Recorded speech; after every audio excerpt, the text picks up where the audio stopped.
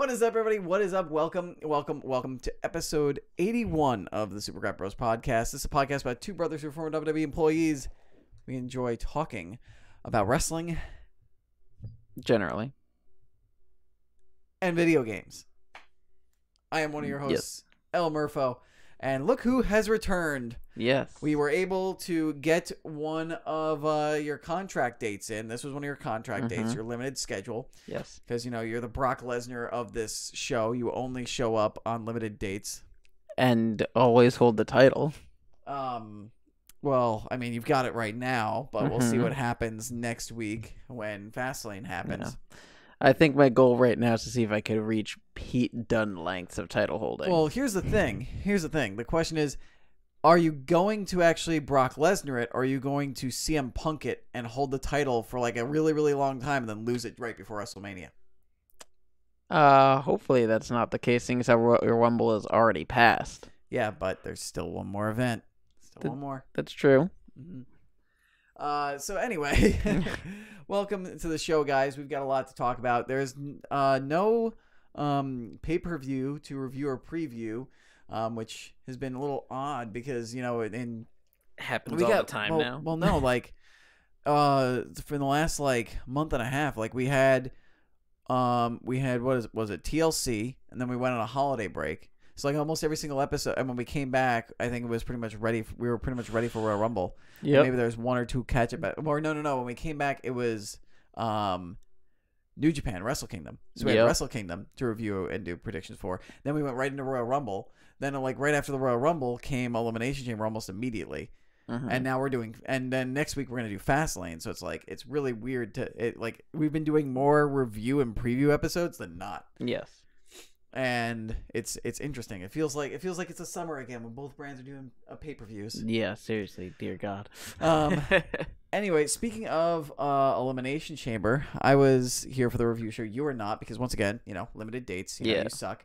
So I want to know what were your thoughts on Elimination? I was very positive on it. There was some people who had backlash on it, so I didn't know. That's a different pay-per-view, but I get what you mean. Yeah, haha. So, you know, we watched it, we reacted to it. That was on my stream at twitch.tv/_Murpho, where you can catch the show live and join in part of the live chat, like Hugo Gonsalves and Cameron. Hey, guys. Anyway, a lot of people, like, we watched it. We both seemed to enjoy it during those live reactions, but I want to know, like, has your opinion changed since we first watched it? Because I've seen some people complain about things about what happened at Elimination Chamber. I think the only thing that's really changed is I like the thing that they did with Baron Corbin and Braun Strowman even less. Oh, yeah? Yeah. That was the big complaint from people, was Braun Strowman, Baron Corbin. And for me, it was more just they needed to put something there as a cool down. But it's also a matter of they could have, like, I'm looking back at it, you guys know you could have still had it go a little longer. I mean, you guys had plenty of time. The pay-per-view ended 40 minutes early. It ended early. That's rare. Normally they go up to or go past the time. Yeah. So it's interesting. So it bothers me that, you know, they ended so early, yet still did things like have that be so short and the way it was, and do things like put the Cruiserweight title on the kickoff and all that, and they ended 40 minutes early.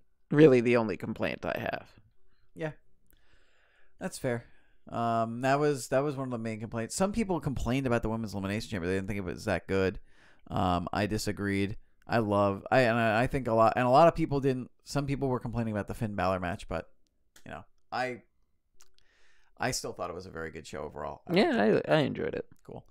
All right, so let's go ahead and see, Big Stupid, as if on cue your advocates fighting you, saying that the women's tag match was clunky. Well, I mean, it was kind of clunky, but, you know, it wasn't, like, bad. I still enjoyed it. I thought it was a good match. I thought it was entertaining. I mean, Tamina did stuff that wasn't bad, so can't be all bad. All right, well, we are past Elimination Chamber. We're going to talk about one more quick thing that I want to point out about Elimination Chamber. If you didn't see it, go back and watch our live stream just for the small segment of when Lacey Evans came out and then went back and my comments on it. So, like, every time Lacey Evans is on a show? Well, specifically my comments of how the show was going to end very short. And we were talking about, oh, well, I guess that's why they sent Lacey Evans out. And I was like, yes, Lacey Evans comes out and then walks back and goes, I got nervous, so I came back.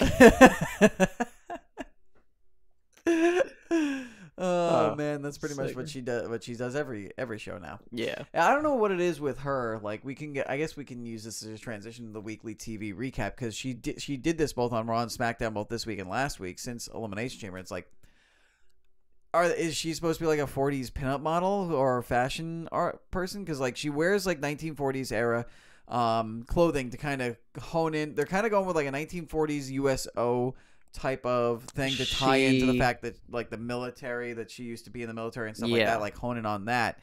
But it seems like I don't understand, like, but they're trying to show off that she's both a former member of the military and a lady. Well, no, but like she's what, like if they want to do that, then have her act like a lady when she's walking down the ring. Then actually let her have a match and beat the hell out of people and show that she's like a strong person in the military. Instead, they're treating it like she's a fashion model from the 40s and 50s, like a pinup model from the 40s and 50s, who is like just walking down the ramp and walking back up the ramp like an actual fashion model. And it's like, it's weird. It's just weird. They're afraid of how bad it's going to look when she gets in the ring. It is fair. She kind of had a shot to do stuff at Royal Rumble and she kind of blew it. Yeah. Big time. Yeah, she wasn't too great at Rumble. Yeah, I was very unhappy that people like Liv Morgan were immediately eliminated and she lasted at least 10 minutes in the match. Yeah. But we're going way back now. But yeah, like Lacey shouldn't have been called up to begin with. I think it was way too early for her. She needed time to develop in NXT. Exactly. And but they seem hell-bent on keeping her up. So, and Big Stupid asks, are you ready to call those call-ups a disappointment? No, because just because Lacey Evans has been kind of weird doesn't mean that everything. I kind of like what they've been doing with Heavy Machinery. Like, honestly, Otis Dozovich was a weirdo in NXT when they were towards the end. So, like, they're still just doing the whole they're weirdos. I have no Otis issues with Dozovich is a weirdo, Machinery. And Tucker Knight's kind of like the straight man playing off of him. Yeah, I mean, he does the caterpillar.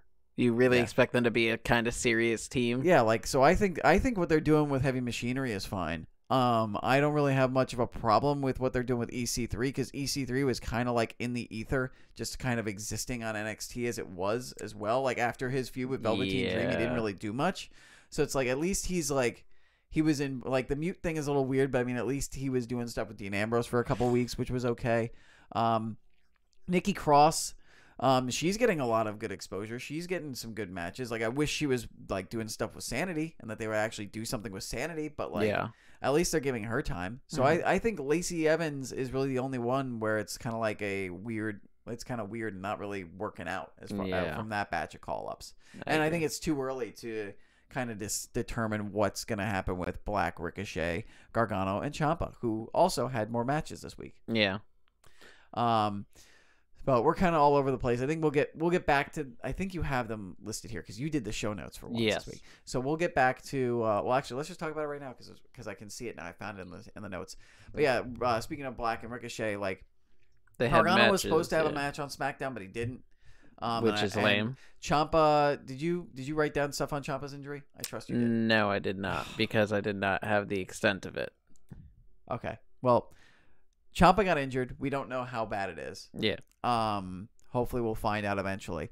But because of that injury, Gargano and Ciampa weren't on Raw, and then for some reason Gargano just didn't have his match with Cesaro on SmackDown. Yeah. But Ricochet and Aleister Black did have their matches on they had a match both on Raw and SmackDown live this week. They beat. Are you happy about the Revival, by the way? They're the champions. That they lost 2 straight weeks in a row to NXT call-ups? There are several champions that have lost multiple weeks in a row. All right, is this you being genuine, or is this just your inner like Revival fan getting defensive? No, this is me being genuine. Okay. I mean, that's like saying Edge and Christian were a bad tag team when they were champions and they lost matches. I mean, it happens. Mm-hmm. And I mean, they're getting to wrestle good teams, I think so I can't really be that upset. I think it's a little weird that right after they win, they lose 2 straight matches to NXT people. But one thing that I can't remember who it was I saw on the Revival sucks, says Big Stupid. One thing that I saw a lot of people, but somebody mentioned when I was watching YouTube videos this week, was that one thing with well, actually that was with reference to the bar, so it doesn't apply to the Revival, so that point is irrelevant. So disregard what I was just saying. But I think with a Revival, it's kind of like, you know, their NXT teams, they don't really know Black and Ricochet too well. They've lost to DIY before, and they're trying to build up Black and Ricochet. It looks like for the Dusty Rhodes Classic. Yeah, exactly. Because I believe Ricochet talked about the Dusty Rhodes Classic and being on Raw and stuff, I think, in NXT this week. Yeah. And also with DIY, they've had battles with Revival in the past. And also, you know, the Revival could shake this off as a fluke, and then they'll just win their title match and retain at Fastlane. Exactly. And I'm hoping that they have a legitimate title match at Fastlane on the main card. And they're given the opportunity to shine like the SmackDown tag division had been given on pay-per-views for a while with like the New Day and the Usos and stuff. Yeah, we'll see. Where they'll have a decent length match and be able to show off what they can do. Speaking of SmackDown, the match that Ricochet and Aleister Black had on the Tuesday night show was against actually Rusev and Nakamura. And apparently it was actually pretty good. Yeah, I'm not surprised. And like Rusev and Nakamura lost, but they didn't necessarily get buried. Yeah, I mean, they're all good teams. I figured they'd do a good job of that. Yeah, and apparently, Aleister Black and Nakamura had really good sequence. I can't remember the match. I don't even think I caught the match because I caught SmackDown late. I caught the end of SmackDown this week. But apparently, Aleister Black and Shinsuke Nakamura had some really good segments. All right. Well, one other thing that we'll jump to now, since we went all the way to SmackDown, we'll go back to first talking about how the second announcement for the WWE 2019 class of the Hall ofAme is Wait. Let me guess. Let's see. We had DX in this week, so should be some kind of Intercontinental Champion. I thought we were gonna go with two factions at once, and we were gonna ride the X-Pac train. I thought we were gonna get X Factor in there. Just Incredible. No, Matt Bloom, quite. also known as Albert. I'll give you a hint. Some people refer to this person as one of the greatest, if not the greatest, Intercontinental Champion of all time. Jeff Jarrett. No, he went in last year. Wait. I'm thinking. Val Venus. No, Chris Jericho.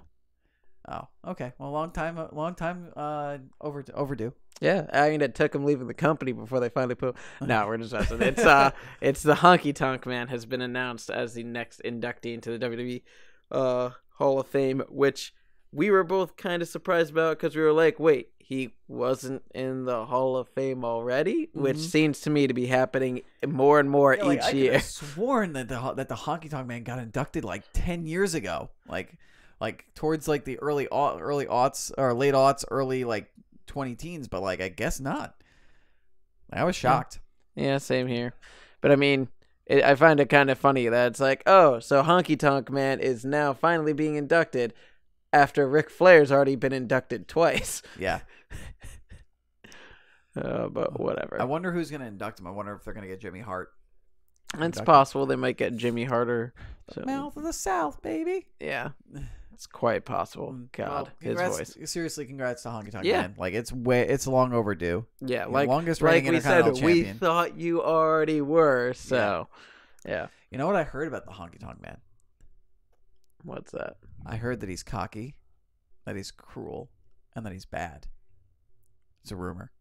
It's out there in the ether. I'm not sure if that's the second reference I made to the ether, by the way. I don't know what's going on with me. Yeah, I've got Thor the Dark World on my mind. Yeah, basically. That's the wrong type of ether. Yeah. That's a bad type of ether. Well, let's hope that's true because of the fact that that's actually the ether. Bad times don't last forever, but bad guys do.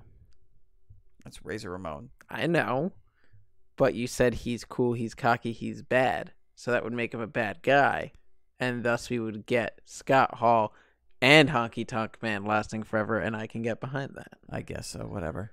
All But right, let's move anyway, on. speaking of people who Let's should get- last let's get to- forever. yeah, we should actually talk about the main story of this Yes. podcast. We kind of meandered it. We just rolled with the flow into like like just the natural progression of the episode. Yes, we've already gone through cringe stage 1. Who knows how Yes. many more cringe stages we got? But let's get to the actual main big story of Yes. the episode. Which is Roman Reigns making an appearance on Raw and announcing that his leukemia has gone into remission and that he will Yes. now be returning Yes. to Yes. the WWE. And I do find it kind of funny that one kayfabe news article this week is leukemia jobs to Roman Reigns. He got buried. It was a squash Yeah, match. there you go. Honestly, like, this was such a and they teased it for so long, and I'm like, please just announce it, because I was like getting stressed out. I'm like, is he gonna retire? Is he actually like going to announce that he's in remission? Like, he seems like he's in a good mood, but there are also times where he paused and looked almost sad. And I'm like, no, he's gonna retire. Oh God, don't let it be bad news.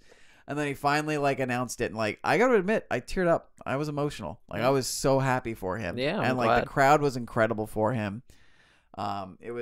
It was a great moment, and I'm like so proud and so happy that like he was able to, maybe not proud's a bad word, but like I was so happy and overjoyed to know that like he kicked its ass and it's in remission. Yes. And hopefully he'll be able to wrestle sooner rather than later. He did get into the ring and get involved, did a Superman punch and a spear while him and Rollins made a save on Ambrose, and it's going to be interesting to see what they do with that. We can talk about that right after this, but I just want to double back and just talk about again, like how great it is that he was able to beat this, put it in remission, and now we can like move on and hopefully maybe now, like, you know, it's all good with Roman. Like, maybe people won't be mean to Roman. Yeah, well, you can only hope.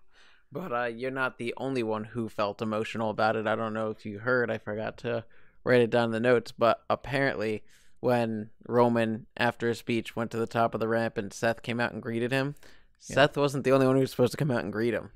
Apparently Dean was also supposed to come out, I heard, but he chose not to. Yeah, he was supposed to come out, and then they called it off at the last second because he got overly emotional when Roman finally announced the news that he couldn't come out because he was too emotional for it. But isn't that like the point of the segment? Like, I honestly, when Rollins came out, I honestly expected him to be like just nothing but sobs and tears. Yes, but do you really want to see Dean Ambrose, who's been having the personality he has lately, coming out and like right now, sobbing? Yeah, that's true. That is true. Yeah. Yeah. Because like I know that all three of those guys are close, but I know that like I think Dean and Roman are even especially close. Yeah, apparently when he got to the backstage, like they just embraced right away. Yeah. So that's cool. And apparently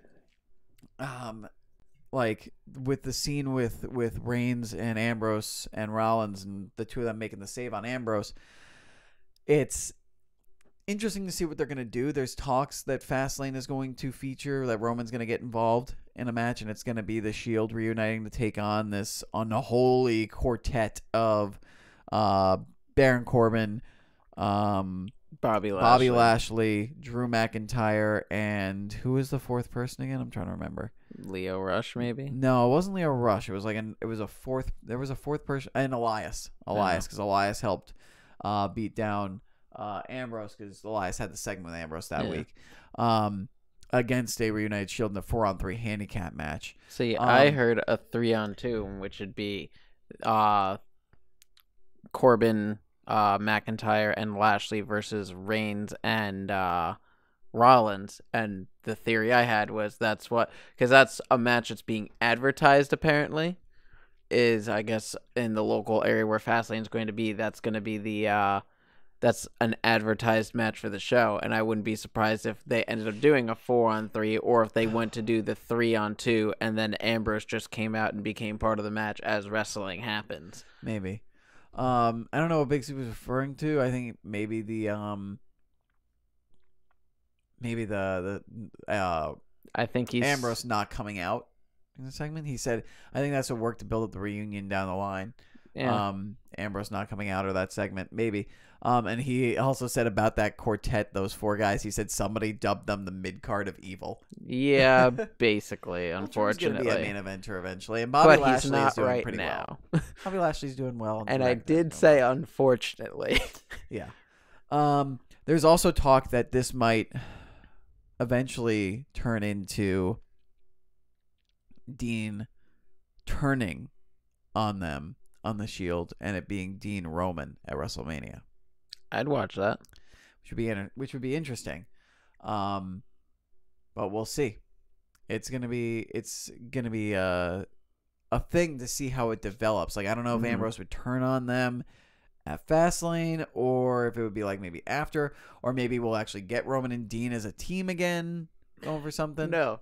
What's going to happen is now that the crowd is finally behind Roman Reigns, Vince McMahon is going to have Roman Reigns turn heel and turn on the Shield.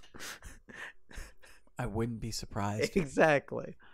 Oh, God. Please don't let that happen. Well, I mean, I honestly, I want whatever. If they want to turn Roman heel, like, I think it'd be kind of cool, almost. I just find if it he was like, it that... took leukemia for me to get over and for you people to cheer me, go to hell. Like, honestly, I think Roman would do a good. Roman tends to do really well, and I'm not saying Roman. He has issues when being a face when like the right material isn't written for him. I think he does really well as kind of like just when you can feel that almost like that anger within him or that like nonchalantness kind of where like I don't care, I'm just gonna beat you up. And I feel like that kind of a turn, that kind of a character, and him being able to latch on to that hatred and anger and be able to use the intensity because he's really good at being intense as well. I think that would be very interesting. Yeah. I think I would rather maybe see him be a face now and him actually get cheered by everybody and see where that goes. Yeah. But I'm not going to be like throw my arms up and be like, oh, what the hell if they turn him heel. And I'm not going to throw my arms up, but I would be a matter of like, seriously? God, you had all this time where you could do it and now you're doing it. Yeah. Good timing. Yeah. Yeah, but anyway, let's move on a little bit to another. But I don't know what you're talking about. That was totally my idea. Yeah, we were spitballing stuff on our idea, and he brought up that Roman heel turn and being like it took leukemia for me to get over with you guys for you to cheer me. Okay. There, I'm giving you credit. Well, moving on, another big thing that happened on Monday Night Raw was Ric Flair's 70th birthday celebration that didn't actually happen. Featuring 3/4 of Evolution. Yes, featuring Hunter Hearst Helmsley, Ric Flair, and the Randy returning... Orton, right? No, Blue Tista. Randy wasn't there? Blue Tista with his blue shades and his blue nose ring, yep. dragging a corpse out of a locker room. I feel like he did that on purpose. Because Batista's a smart guy. Yeah, exactly. Boo Tista returns as Blue Tista. Mm-hmm. Yeah, he returns dragging Ric Flair's somehow still alive mangled corpse out of his locker room. Alive mangled corpse. There was a shred of life left in Ric Flair. As if he hasn't been beaten down enough. And his body isn't as terrible shape enough. Batista was like, let me take this easy shot and just drag this basically corpse that somehow still has some hair and can somehow say woo out of a locker room and call out Triple H. Yeah. How good was that segment, though? It was good. So good. And I was completely like, right before the show happened, I saw something saying Batista spotted at Raw, and I was like, they might. Are they going to do his return? But I didn't think it was going to be like that in that fashion during the Ric Flair thing. Yeah, I thought everybody thought it was going to be Becky Lynch that was going to beat the hell out of Ric Flair in like a face type thing, that Charlotte was going to be there, but no. And the way that they shot it, by the way, with like the cameraman, like him pulling the cameraman and doing the cameraman up close. And like him bursting through the door and it closes and you see Ric Flair. Yeah. Oh my! It was really good. That was such a well shot segment, and just Batista, like he does the acting and quite well now. Mm-hmm. Like a lot of people point to, obviously what he does is Drax, but like the role he had in Blade Runner, the new Blade Runner movie, was so great and like toned down and nuanced, and like his other roles, like I felt him channeling like that kind of acting ability in this promo, and it was just so good. I cannot wait. I am hyped for Batista Triple H at WrestleMania. And just like I saw someone post online, I am super excited for face Triple H versus heel Batista at WrestleMania, where Batista gets cheered and Triple H gets booed. Yep. I was gonna say, like, honestly, as much as I did like the segment, my first thought when I saw the segment, though, one of my first thoughts was like, this isn't 2014. You don't have to worry about Daniel Bryan. Yeah. And like not only has Guardians 1 come out since then, but 2 and Infinity War, and Batista is super over as an actor now. Yeah. Like he doesn't need to be heel now. Like now he can be a face and people will cheer him. Yeah. And now you're doing heel. Yeah. I'm kind of like, this is like Bizarro World. Exactly. It's like in Daniel Bryan's a heel, you have a chance. Yeah, in 2014 they wanted him to be face, but he was coming in against Daniel Bryan, so he was immediately a heel, and now he comes in and he's like super popular as an actor, because now his movies have all come out, and now you turn him heel, and it's like it's the exact opposite of 2014. But the thing is, I think this will work regardless, just because Batista is so good at being a heel. Exactly. But moving on, speaking of heels, Vince McMahon decided to turn heel. Vince McMahon can be whatever he wants. Vince McMahon is running the same storyline on Raw as in SmackDown, except for the Raw Women's Championship and the SmackDown Men's the WWE Championship. Yeah. But I'll let you explain why. Yeah, Vince McMahon came out and saying that he doesn't think Kofi Kingston should get a shot at the WWE title against Daniel Bryan at Fastlane. Which means he's going to get the title opportunity either at Fastlane or in a one-on-one match at WrestleMania. Hopefully at WrestleMania. Hopefully. And announced the new challenger in the returning Kevin Owens, who also used a Stone Cold Stunner as his finisher. Yeah, that was weird. That was interesting. I'm like, okay. Apparently, we can let somebody else use the stunner. Yeah, but he made it look good. I always thought it would be a matter of like someone else will get to use the stunner, but it will be like someone who's debuting from NXT onto the main roster, or just debuting on NXT. Someone who, when they first come onto the scene, uses it. Not Kevin Owens, who we've known for a while and is a former Universal Champion. I didn't think they'd do it that way, but I'm okay with it. Yeah, I'm interested to see where this goes, because like Kevin Owens in his vignettes, he was portrayed as kind of a face, and like with this, he wanted to be in the tag match with Kofi. He kind of felt bad that Kofi was taken out of it, even though he'll take the opportunity. And he seemed to act like a good guy. Like he was like, I'll take the opportunity, but like I'm not happy about how it's affecting Kofi, and like I'm being a good guy. So I'm wondering if like this is going to create some tension. Like, what is going to happen with Owens' character? Is this all a ruse? So we'll have to wait and see. I'm kind of hoping that it leads to him and Sami Zayn teaming up as a face tag team when Sami comes back. Maybe. We'll see. Like, I'm very interested to see like what's going to happen with Kevin Owens, especially if we do end up getting Kofi back in the WrestleMania WWE Championship match. Is that going to become a triple threat? Because you got to give Owens something to do, or is Owens going to end up doing something with the Memorial Battle Royal? Or like, I'm interested to see like how things are going to shake out for Owens now. Yeah. But you want to hear something that I might have that's a little interesting theory as to what's going on with this Vince character? He's finally gone senile, and they're gonna send him out to pasture. Kind of. I think like they're introducing a like Vince out of touch almost kind of character. I think I know where you're going with this, because I've already heard it online. I think he's going to reveal that not only did he put Charlotte into the SmackDown Women's Championship match or the Raw Women's Championship match, and Kevin Owens into the WWE Championship match, but that he's the one who signed Batista to return and encouraged Batista to attack Ric Flair. And I think he's going to say that Batista's big money, big bucks, big dollars, and that he's using Batista to take out Triple H, because he wants Triple H out of the way because he doesn't think that what Triple H is doing is best for business and best for the company, and that Vince knows what's best, and Vince is going to try and like almost like maniacally try to like regain control over the authority and everything and assert his authority over Triple H, and basically like Triple H and Vince are and Batista's basically going to be like a vessel almost for Batista For Vince. like to Yeah. battle Triple H, and like it might even be over control of the company. Yeah, I heard that they might be doing a storyline like that where it's basically Triple H, Stephanie, and Shane all working together to get Vince McMahon kicked out of the WWE, and that it'll basically be a storyline that will be perfect for leading up to Vince's exit from WWE to focusing on the XFL.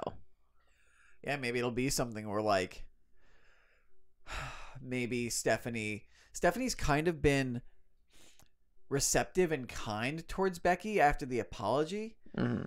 And Shane has been talking up Kofi, so maybe it's a thing where like They turn against him. like Vince is backing Batista, Charlotte, and Kevin Owens going into WrestleMania, and like Shane, Stephanie, and Triple H. Triple H is obviously facing Batista, and then Stephanie will back Becky, and Shane will back Kofi, and it'll be like those three versus Vince through proxies. But then again, that also has almost a icky feeling of WrestleMania 2000. Yeah.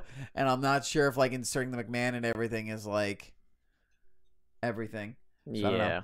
That's a good thing that Big Stoop put up. Or maybe it's Vince's WWE versus Triple H's NXT. Like maybe it's the NXT 4 against like 4 guys of Triple H's choosing. Like maybe the mid card of Evil. I would not complain about that. I would like that match actually. Yeah. Ricochet, Aleister Black, and DIY. Though it'd be weird because Gargano and Ciampa will have just destroyed each other the night before Takeover.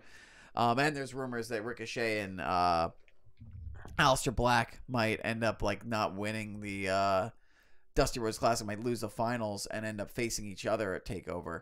But that'd be interesting. Like those 4 versus Drew McIntyre, Bobby Lashley, Elias, and then Baron Corbin. Yeah. But anyway, that'll all be interesting. But there was another return on SmackDown other than Kevin Owens. Mm-hmm. And that was Matt Hardy returned after everyone thought he retired. Well, everybody thought he retired, and then he clarified on Twitter that he was going to come back. Yeah. He clarified over the fall that he was going to come back. So it's just a matter of when and how, and I guess it's on SmackDown rejoining the Hardy Boys instead of going back to Woken, which I did like his Woken gimmick on Raw. I just feel like it kind of fell flat and hit a dead end when he was with Bray Wyatt.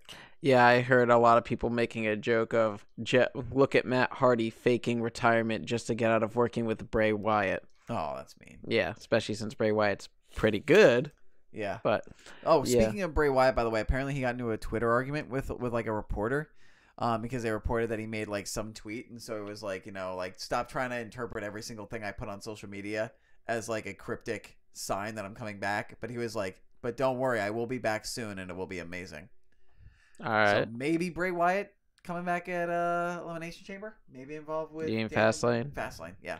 Maybe he returns and at WrestleMania and wins the Andre the Giant Memorial Battle Royal.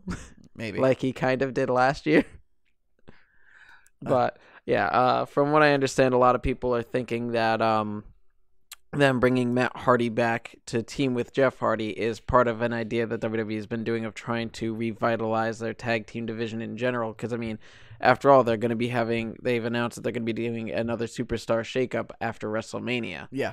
And so, who knows? Maybe they'll have the Hardy Boys head over to Raw and maybe 1 or 2 other tag teams. And you could actually have decent tag team division over on Raw. Maybe. It'd be nice. Could. One other thing I want to mention about SmackDown that I don't see here in your notes. Charlotte cut a really, really good heel promo on SmackDown. I did not hear anything that you need to go check out if you haven't seen it. Really scathing, really gets the heat on her.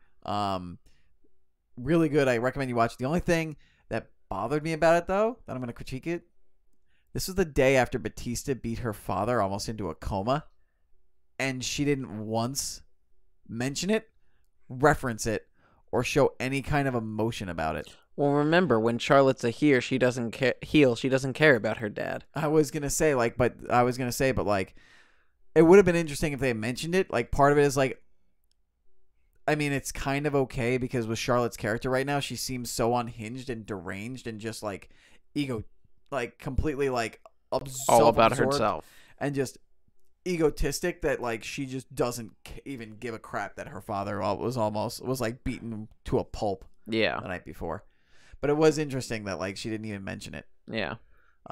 Anyway. But after SmackDown went off the air, we got 205 Live, and the tournament for the Cruiserweight title match at WrestleMania continued. And by the way, this wasn't on 205 Live, but on Twitter, I figured I'd mention it. Buddy Murphy made an announcement that he's basically going to be taking off time and vacationing until the tournament's over. Australia. He's going down under. Yeah, he's going back to his hometown of Melbourne.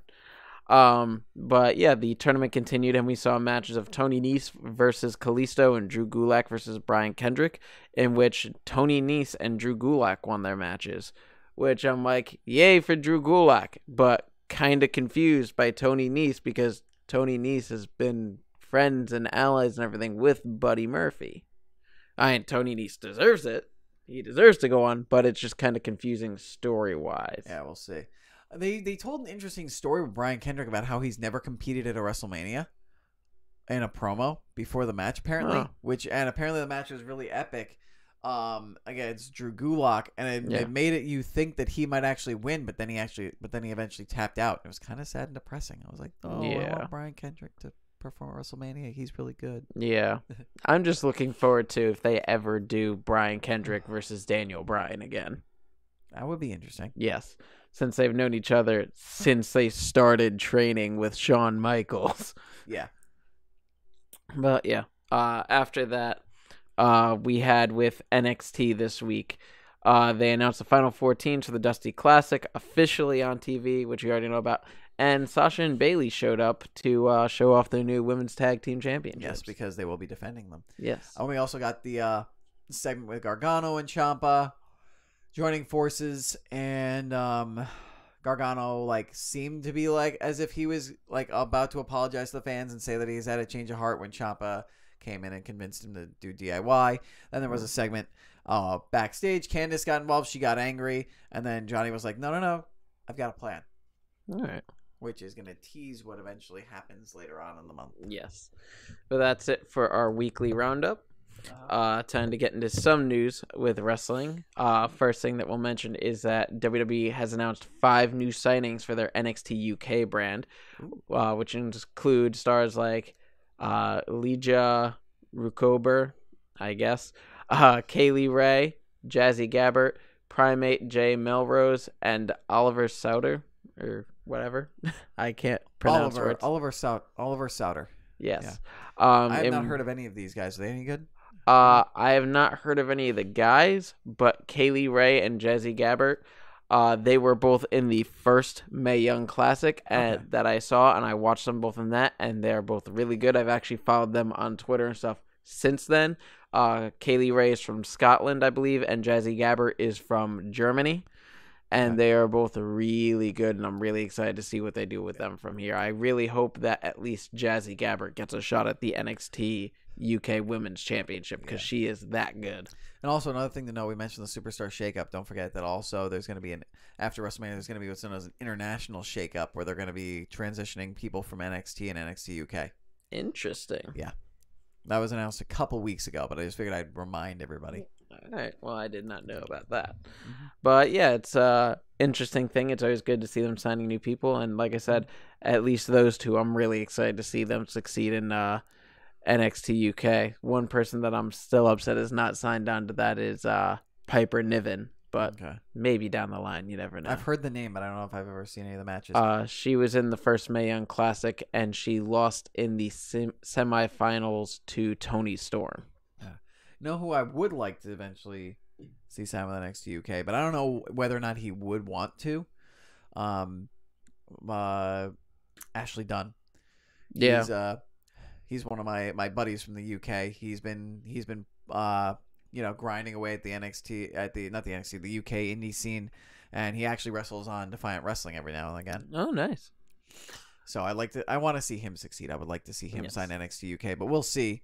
We'll see if he wants to sign. I know that Ospreay, who I also said that he doesn't want to sign. He doesn't want to work with NXT UK, at least not now, because he feels like it doesn't give him the freedom that he wants. Yeah, which is understandable.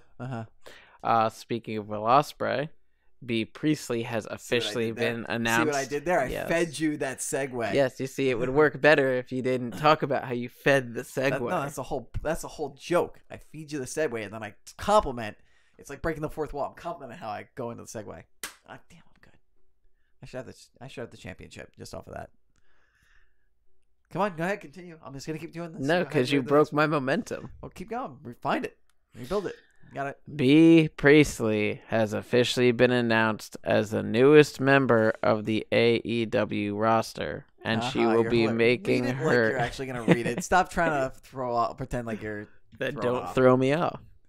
Don't throw off my groove, man. I'll throw you places. B. Priestley has officially been announced as the newest member of the AEW roster, and she's actually going to make her debut at the newly named Fight for the Fallen in July, which I believe is the event that they're doing that will benefit the victims of gun violence. I believe. Yeah. And for those of you who did not understand that segue and cringe part 2, B. Priestley is Ms. Will Ospreay. Yes, she is dating Will Ospreay. But she is also very, very good at what she does. So that is exciting. I cannot wait to see her in AEW. Yeah, she's gonna be real good. And if you guys want to like see the announcement about her and then bring them in, they did that. They showed it on the Nightmare Family channel, which is Cody and Brandy's YouTube channel, like Road to, I think it was on their road to Double or Nothing. Yeah, it was entertaining because like Brandy came in and she's like, you wanna bring in B. Priestley, and he's like, yeah, and then he was like about to call her, and she's like, no, I'm gonna call you. You handle the guys, I handle the girls. And he was like, I don't know if that's fair. I want to call her.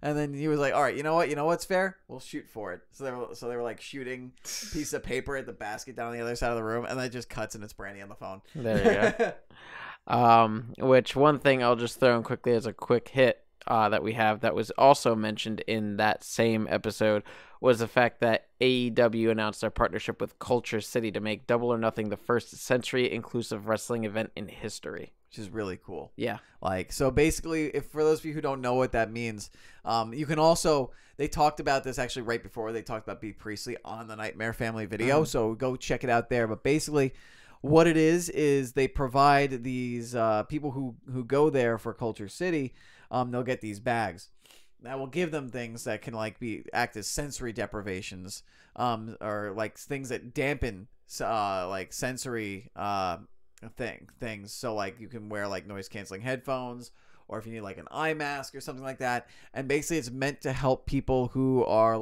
dealing with like certain degrees of autism. Also people who have like veterans who have PTSD, who might get triggered by certain like noises or sounds or flashing lights and stuff like that. So it's meant to like help make the experience like more easier for these people and not like cause them to get triggered and have an episode and basically ruin their night. Yes, and help them be part of the event and everything. Yeah, I think it's amazing. Yes, it's really cool. Yeah.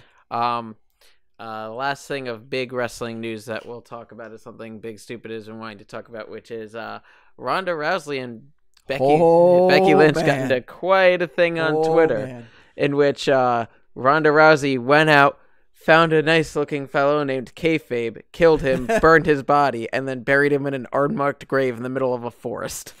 You can't mention Kayfabe, man. By mentioning Kayfabe, you break Kayfabe. But Kayfabe's dead already. She killed it. Kayfabe's been dead for decades, man. Yes, but she revived it and killed it like you do to many horses. I mean, it's fun. She gave a dead body in Kayfabe an armbar that broke its arm. I thought it was entertaining as hell. If you couldn't tell from my tweet, which is actually doing pretty well right now. Yeah. Just that chair gif of the folding chair where he just opens it up and sets it down so you can sit down and watch.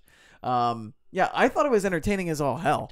I mean, part of me is like, oh my god, they're kind of like exposing the business a little too much. Like you're talking about your opponent's finisher like being weak, but that could also be like in kayfabe, her being like, yeah, it didn't really hurt that bad. I'm like my shoulder hurts, but Yeah, no, but- it's weak sauce. You won't be able to make me tap with it. But also making kind of what some people are viewing as like transphobic comments about her holding the what that she wishes she had.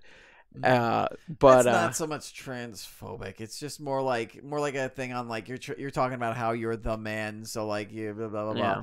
It's they're insulting each other on Twitter. It's a Twitter beef to build up the rivalry. Yeah. I thought it was entertaining, and honestly I kind of find people who are being like, Ronda Rousey's ruining the business. She's awful. She's terrible. I kind of think that's hilarious. I think they're all overreacting. I think, in my opinion, at least this is how I'm viewing it. It's more like how I'm viewing it is. It's more of a this is entertaining, but Ronda doing it to this degree is kind of showing that maybe she's not as good at this stuff as she thinks she is. Maybe, and I don't it's know. kind of a thing of a lot of people being like, "Hey, Ronda, you say you've been a wrestling fan your entire life, and you going this far with breaking kayfabe, going this far, especially when Kofi Kingston." Because I think it was deliberate. I think she knows what she was doing. Let me finish what I thought. Especially since not that long before, Kofi Kingston made a post to Twitter of a long thing talking about the setback that he just suffered on SmackDown and all that. Them pointing out that, you see, Kofi's doing this thing very well, and you're kind of just hacking your way through it while Becky's owning you. It's also Twitter. We're also living in it's hard to live in an age of social media where we expect superstars to like act their characters, but then at the same time be themselves. So it's like a really weird kind of gray area. And what I think this Twitter feud was an attempt to like blur the lines of that gray area and be like, is it, and make you think, is it real? Is it not real? And it's also, I think, a way to build up heat on Ronda and get Becky over even more so at the face by making people enraged at Ronda. And I think in doing that, it basically served its purpose and did its job, because there's so many people who are outraged at the fact that that Ronda broke kayfabe so like egregiously. I guess egregiously, is that the word I'm looking for, or just blatantly maybe? Yeah. I mean, like I said, from what I see, it's not a lot of people being upset at her for breaking kayfabe as much as it is like you're doing it to a point where it looks like you're bad at your job. I don't know if I would say that. I don't know. I think I'm not saying she is. She could just be doing it really well. I'm just saying with how much she did it with Becky Lynch not going to that level. I think it's like a work shoot. Like, I don't think they maybe like planned, or like, I don't think they were like backstage at Raw, Becky and Ronda being like, I mean, maybe they did, but I don't know if it was to the point to where Becky and Ronda were backstage being like, okay, I'm going to say this and then you're going to respond with this. But I think they both know that they're like playing with each other and like feeding off of each other and bouncing off each other. And they both know, I think they both know like that it's part of an act and they're just rolling with it. Yeah, maybe. I think it's like a work shoot basically. I think everybody, like, I don't think Ronda is as dumb as a lot of people are saying she is. Oh, I don't think she's dumb. I think it's just, like, as I mentioned before, that she's not as good with the crossover between TV and, like, things like Twitter, storyline-wise, as Becky Lynch is.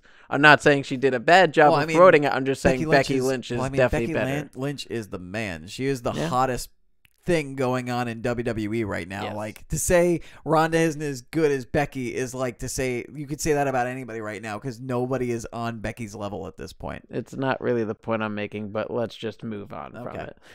With our last wrestling quick hit, which is that Dana Warrior, Ultimate Warrior's late wife, other way around.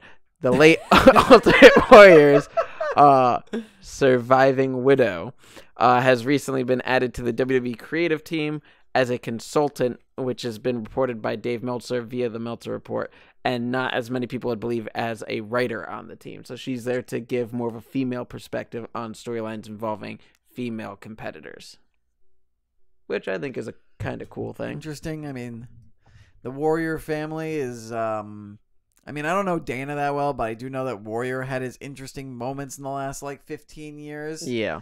And like, I know there's still sensitivity around Warrior passing, but like, as a consultant, I guess it's okay because they want to get a female perspective. Yeah. But it's just, it's kind of almost out of left field. Yeah, well, so has been a lot of their signings and releasings and all that too. Yeah, so we'll see. I think this is more of a wait and see type of thing. It's like, this is interesting, kind of out of left field. Don't really know what, but we'll see where it goes from here. What's going on? But like, let's see what happens. Yeah. So you wanna, So, and then we talked about like the other stuff to be posted in the AEW. So I guess it is time to. That's about it for wrestling. Yep. So now we get to go in. Well, actually, I'm gonna say again. That is it for wrestling because I just realized like my mouth was way far away from my mic, so I probably didn't get picked up as well. So now that's it for wrestling. We're gonna move on to the video games. Yes, in which the big news this week is there's a new Pokemon series or set of games coming out. Yeah, more Pokemans. Yep. In which they are releasing or announcing Pokemon Sword and Shield, which seems to be in a UK type setting, which. It instantly, if Sword and Shield is the name, it's instantly made me think of like Black Sword and Bright Shield. Yep. I immediately was like Suikoden. Yeah, Suikoden too. Yeah, that was my first thought. I would die if Nintendo was smart enough, or nerdy enough to actually put Suikoden 2 references into that Pokemon game. I highly doubt it, but I would. Yes. I would like fanboy out. Yes.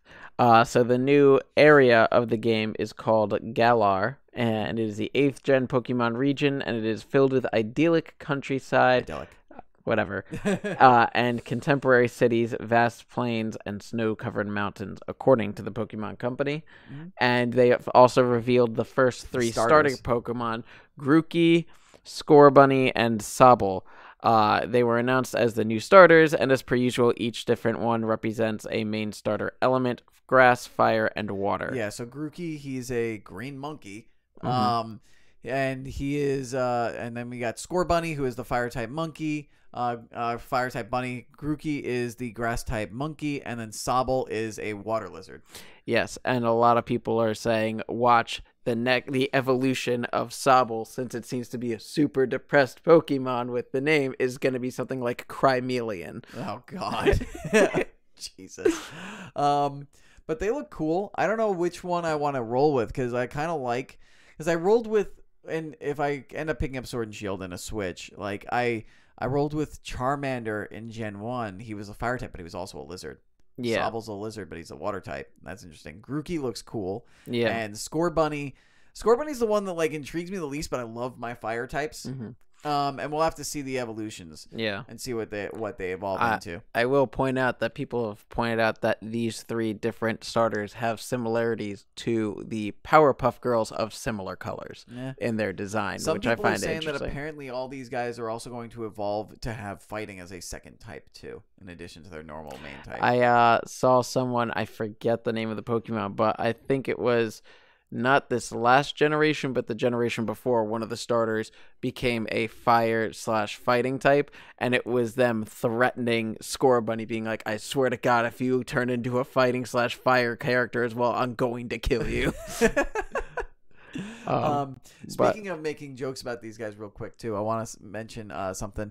If you there's a streamer out there known as Lance 02. He also has a YouTube channel. He tends to do like these skits, these little like 2-minute skits where he plays like every character in the skit. Normally about like Twitch stuff, but he'll also do gaming stuff. He did one about like how the Pokemon Company comes up with names for their starters, and they take like and he makes jokes about Grookey, Scorbunny, and Sobble, and then he continues the joke by coming up with fake imaginary names for their evolutions, and it's pretty goddamn funny. I recommend you guys go look him up. I recommend you look on Twitter for that for something that's been coming up lately, which is, since it's supposed to be set in kind of the UK region, of people's ideas of different Pokemon that might come about. Some of my favorites include like what looks like more or less a typical like policeman officer's hat in London, where it's just like that with like one giant eye and 2 feet, and oh man, I'm trying to remember the name of it, but oh my God, get a red phone booth Pokemon. This is gonna kill me. Inanimate objects can be Pokemon now, apparently. Back in my day in Gen 1, Pokemon were animals. None of this light candle crap. Yeah. And ice cream cones and stuff.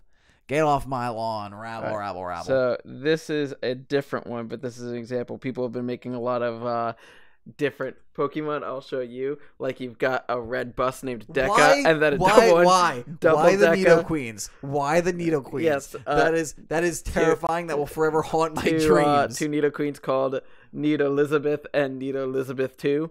My favorite though is the one that's like Magneton, where the first one is just one hat where it's Elo, and then one where it's 2, which is Elo, and then one where it's 3, where it's Elo. Oh my god.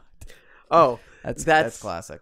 Now that I remember, the first one is What's All, and then the second evolved version of it is like a little bit bigger and have the Disden. And then the top one is like Govna or something like that. Where What's all this then, Govna? Yeah, exactly. It's a whole thing where it's like it's a typical thing that's said over there, and it's the evolution. It's hilarious. Let me tell you something. I've been to England. Nobody says Govna. Yeah. Nobody says Govna. It's not actually Govna. I can't remember what it is, but it is absolutely hilarious. I'm gonna quickly scroll through very quickly, and if I don't see it in a couple seconds, I'm just gonna give up, and it's looking like that might be the case. Yeah.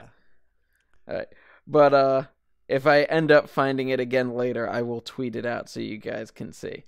Yeah. But moving on, Overwatch has announced hero number 30 this week, in which the character's name is Baptiste. Which not Batista. Yeah. Baptiste. He is a character from Haiti who was orphaned during the Omnic War, and later, because of his skills becoming a combat medic during the war, became a member of the Talon organization. And then once he realized the terrible, terrible things that Talon does as a terrorist organization, he kind of bounced from there.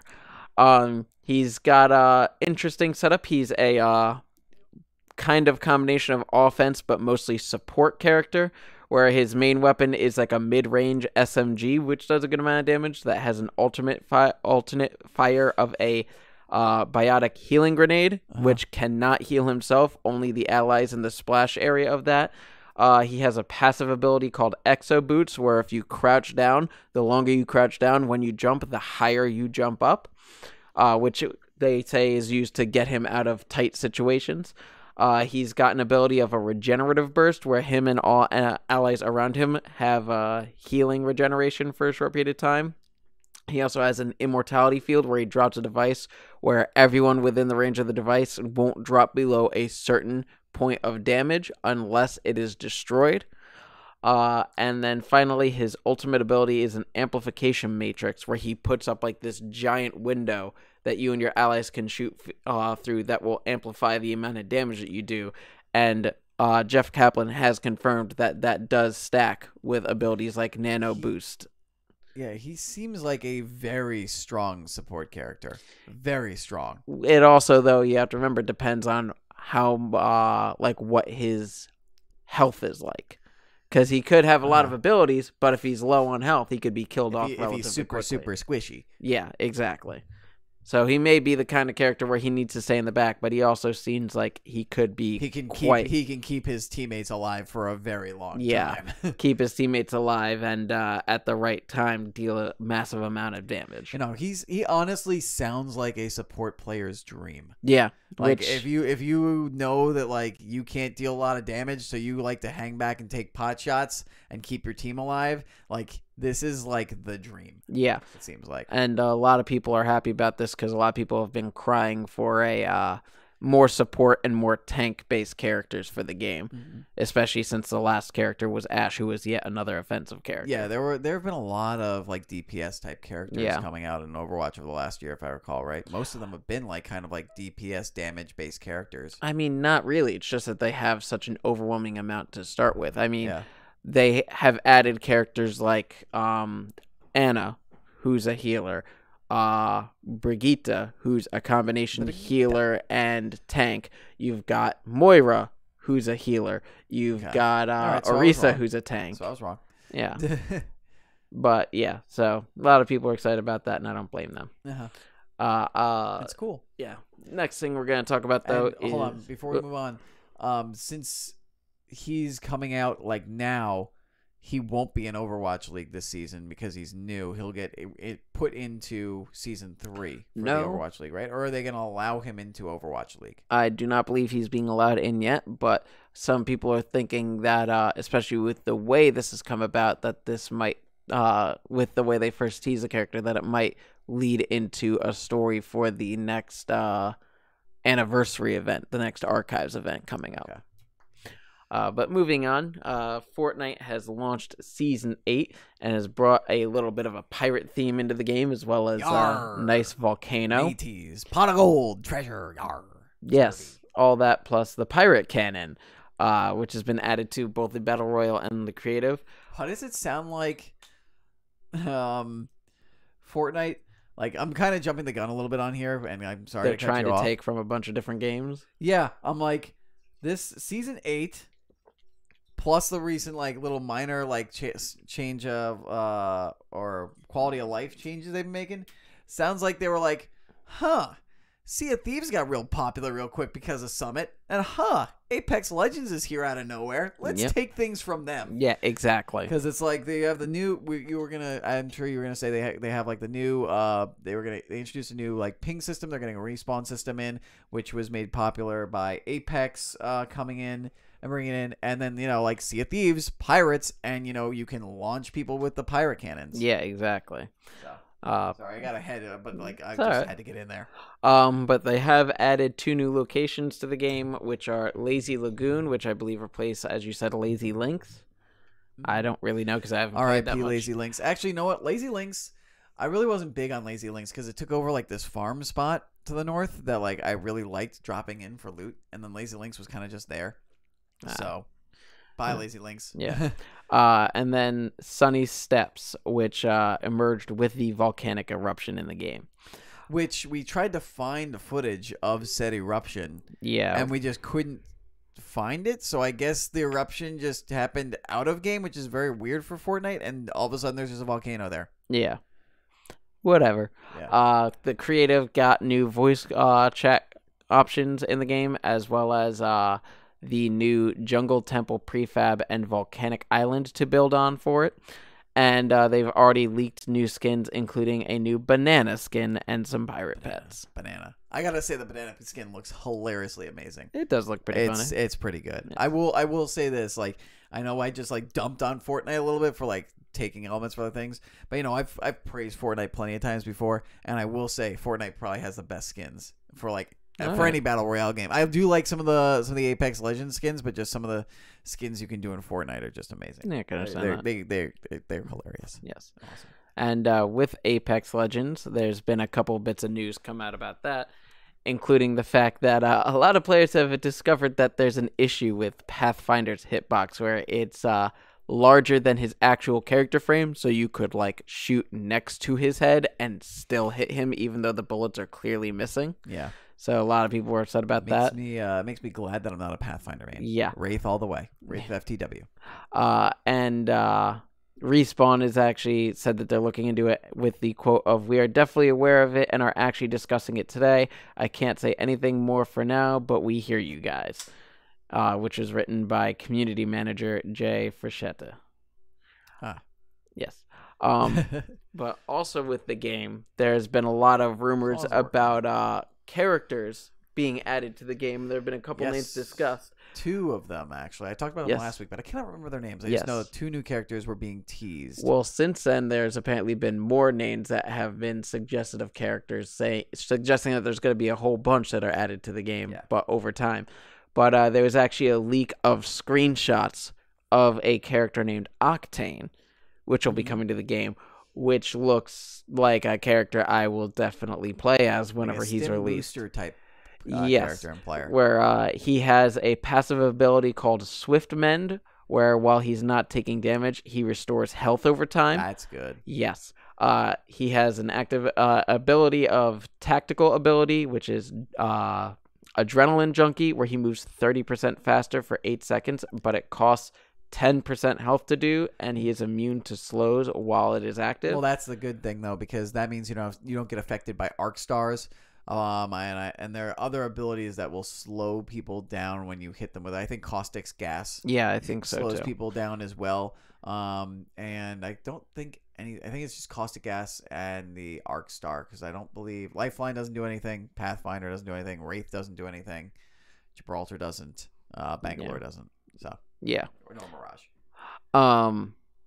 And then his ultimate ability is a launch pad deployable jump pad that catapults users through the air, which I guess is good for things like I've seen myself in, where my team has gone off somewhere without saying anything to me, and all of a sudden an entire other team comes near me, and I could try to GTFO. It also works for the verticalityness of Apex Legends, because there are certain parts where it's like hard to get like onto places, or like places where only a Pathfinder can get to. Yeah. That makes it harder. And or also like if you need to want to like, maybe you could also use it offensively, tactically. Like for right now for Apex Legends, there's not a lot of like, there's verticality, not a lot of aerial like, the buildings, assault, but there's though, not a not a lot of people go up in the air unless you're like a Pathfinder who like grapples onto something and goes up. So you could use this ability to like launch yourself up above over your opponents and get the high ground, maybe surprise them and kill them from in the air. A lot of different options, but I guess we'll have to see when the character eventually comes out. Yes, we will. Yes.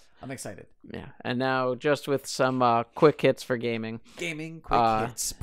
Yeah. CD Projekt Red announced that they will be showing off 2077 again at E3 this year, which isn't that surprising.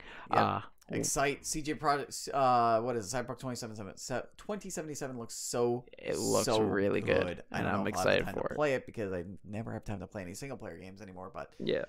Oh, looks good. Yes. Another thing that I am a fan of is that the virus spreading strategy game Plague Inc., a mobile game, is adding a new threat to humanity in the game in the form of anti-vaxxers, which they did after it is a threat. They got over 10,000 people to sign a petition at change.org for it. Another thing is Johnny Cage has officially been announced for Mortal Kombat 11, along with his fatality, which I don't know if you've seen or not. I have not seen his fatality. I did see what he looks like. It is pretty funny. It's basically it says to do the fatality, and he goes up and uppercuts his opponent and knocks their head back and snaps back, and then you hear like, all right, cut, and see the chop thing, and then he does it again to the same result. All right, let's go for another take. And then he goes up and does it a third time, and this time he actually takes the head off and is stuck to his hand and like shows it to the camera, and then takes out an action figure of himself. Oh my god. So it is that's pretty good. Yeah, it's overly cinematic and everything, and it's hilarious. Yeah. The last bit is that Star Wars Jedi Fallen Order, the forthcoming action-adventure game from Respawn Entertainment, will be revealed at Star Wars Celebration this April, which was announced by Lucasfilm on Wednesday. I'm really hoping that this game is good, but I'm really hoping that this ends up being a spiritual successor to the Jedi Knight games. It would be very good. The Jedi Academy, Jedi Knight and Dark Forces games. Yes. God, I loved those games. They were very good. Yeah. Yeah. And with that that's our final gaming quick hit. So you guys know what that means, unless you've been here for the first time, in which case we will tell you what that means. That is it for episode number 81 of the Super Grapple Bros podcast. We've just got our little outro housekeeping stuff to do. You guys can watch this episode live at twitch.tv/L_Murpho. Get involved in the chat like Big Stupid did, like Cam did, like Hugo did.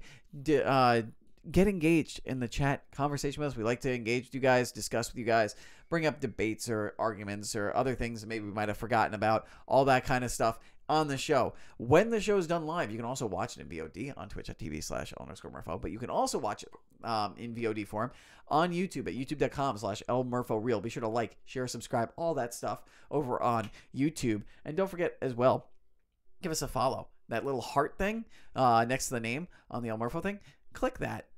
We appreciate it. Let's follow. You can also do stuff similar to that, like rate, review, and subscribe to the audio version of the podcast. We are on audio. We are syndicated on a bunch of different locations, almost everywhere you can find podcasts. Just search Super Grapple Bros. You will find it on SoundCloud, Google Play, Apple Podcasts, Stitcher, Spotify, and more. Again, those ratings and reviews allow us to become officially rated and reviewed podcasts, which means that it's going to surface a lot more for people who are looking for wrestling and gaming content, which means more people getting involved in the discussion in the chatter, which means a healthier community and a healthier podcast. So we really appreciate it if you guys could help us out with that. You can get involved in the discussion as well on our Discord server, on the El Murpho Discord server, which has a pair of Super Grab Bros channels. We have a feedback channel, so if you want to provide feedback, questions, comments, any kind of trivia for us to like quiz each other about during the show, we will allow that on the Discord server on that one channel. We also have our viewer predictions channel where you can put in your predictions for WWE events and pay-per-views that we do predictions for our predictions championship, and you can compete against us and other viewers if you get the most correct predictions amongst all the viewers, and if you tie or beat either of us in the predictions, you will get a shout out on the review episode. We also like to announce whenever the show goes live on Discord, so you can get notifications there. And we also like to do that on Twitter as well. You can find me at L_Murpho. DMurph_42. And in addition to all that stuff, knowing when we get to go live, you get to, interact with us or at least see what our random quips are about all different kinds of stuff. And with that brings us to the close of episode 81 of the Super Grab Bros podcast and our final part of the show, which is the Kayfabe News headline of the episode. Who is the mystery man that attacked Ric Flair? Here are 5 theories. I want to hear those theories. I want to know, because I'm not sure who it is. I know we discussed it, but I forgot about it. Now I don't know who this mystery man is. I'll give you a hint. First theory, Mr. America. It's always Mr. America. We don't know who Mr. America is. Mr. McMahon doesn't know who Mr. America is. That was actually our headline from last week. Exactly. That's all going to do it for this episode, guys. Thank you so much for watching or listening. And until we see you again, catch y'all later. Peace, deuces, the deuces. Bye-bye now. Bye-bye. Bye. Shut up and sit down.